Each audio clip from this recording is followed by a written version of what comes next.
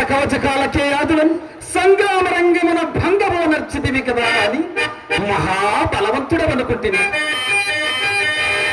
రోషలచ్చ పరాక్రమహీనుడవై మదియ పాదములు ఎత్తగనచుంటివా? ఇది ఆది పౌరుషము. ఏమేమి రోషలచ్చ పరాక్రమశీలుగా నది ఆ దుర్వార ప్రతాపారునికి ఇదే చూపదగాక ఇంకా నువ్వు భాగలేవు మరియు ఆ శంకరుల కరుణ కటాక్ష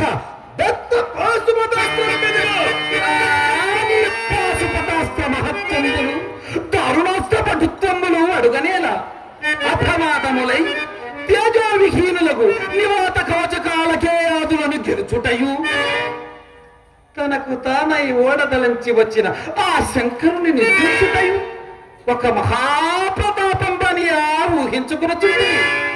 అది యునుగాక బావా, అది యునుగాక నిండు మగతనము లేక సగు మానదేగు ఆ మహేశ్వరుడు ప్రసాదించిన అస్త్రముల ఆమమ్మ విరపించునవి.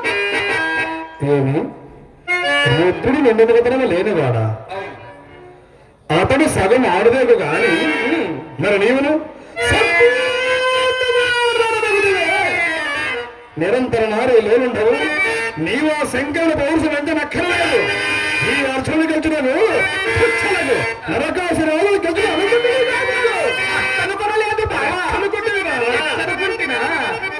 జన సమక్షంపున నిండోలగంపున పగతుండో భార్యను జుట్టు పట్టి ఈడ్చి కోకలు ఒలుచుచుండగా అప్రయోజకులట్లు అనుకుంటుంది. సిగ్గున తల వంచుకొనక ప్రగల్భములు ఎలగొట్టారు.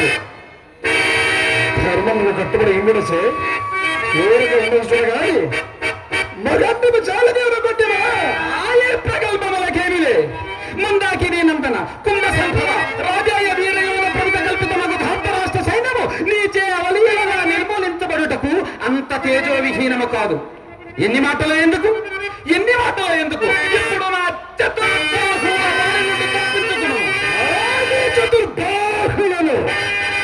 చతుర్లక్ష గోగన పరిపాలనకు వచ్చిన మన చతుర్బాహుడు చతుర్థ సమిత్రుడు వచ్చి చతురంగ బలాబాదుడై చతుర్వర్ణ ధర్మ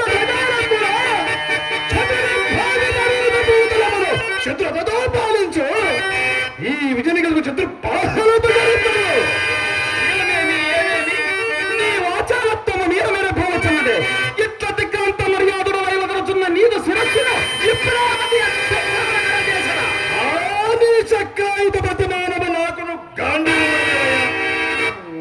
ఉన్నది గాంధీవు ఉన్నది బావా.